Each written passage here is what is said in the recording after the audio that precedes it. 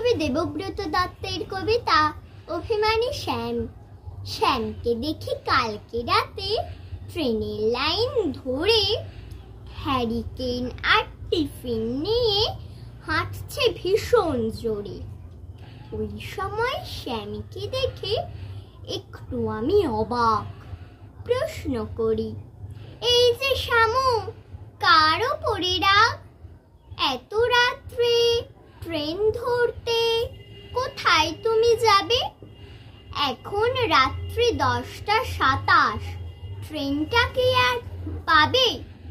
শ্যাম বলল, বাজারে ভাই অনেক টাকা ধার, ট্রেন লাইনে মাথা দেব, বাঁচবো না ভাই আর।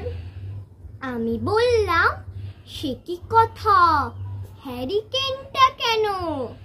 বলল শ্যামু, রাতের বেলায় সাক্ষপ নেই যেন। যেই ভেবেছি তাও তো বটে, কিন্তু ওর বাঁ হাতে মনে হচ্ছে খাবার আছে, টিফিন বাক্সের সাথে।